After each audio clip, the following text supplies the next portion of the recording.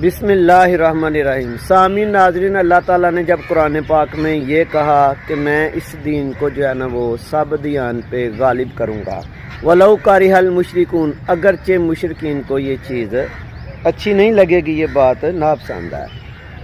تو مشرکوں نے یہ کہا تھا کہ ہم جو ہے نا ان مسلمانوں کو مشرک کر دیں گے۔ ابھی آپ فی زمانہ دیکھیں کہ ہم مسلمانوں میں بہت سارے ایسے مسلمان ہیں کہ جو مسلمانوں کو مشرک کہتے ہیں، کوئی بھی ان کی ایکٹیویٹی ہو تو مشرک کہتے ہیں، اور اس پہ وہ کمپرومائز بھی نہیں کرتے۔ حال آپ دیکھیں کہ کہیں بھی یہ نہیں لکھا ہوا پورے اسلام میں کہ آپ نے کسی سے کوئی ہیلپ لی تو وہ خدا بن جاتا ہے۔ ہاں، یہ لکھا ہوا ہے کہ اگر آپ نے بتوں سے مدد مانگی تو پھر جو ہے نا یہ شرک ہوگا۔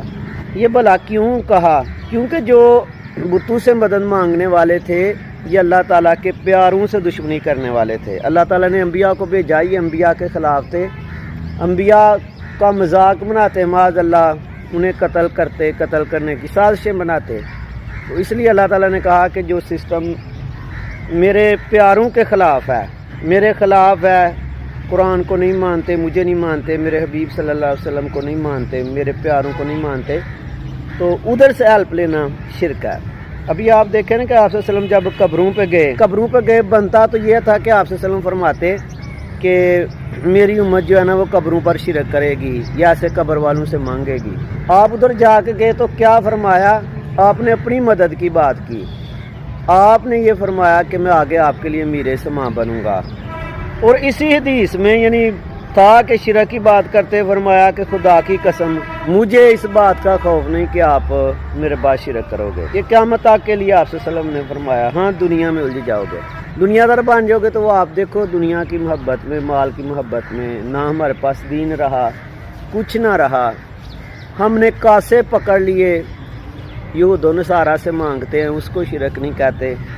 اور اگر کوئی نیک بندے کے پاس بیٹھتا ہے، کسی صالح کے پاس، تو اس کو شرک کہا جاتا ہے۔ جن محدثین کی ہم حدیثیں بیان کرتے ہیں وہ محدثین فرماتے ہیں، علماء فقہا، کہ مسلمان کو آپ مشرک نہیں کہہ سکتے۔ مسلمان کو اس وقت مشرک آپ کا کہہ سکتے ہو جب وہ خود کہے کہ میں نے کسی کو اللہ کا بیٹا بیٹی بنایا یا میں کسی اور کو خدا مانتا ہوں، یعنی وہ خود کہے کہ میں مشرک ہوں۔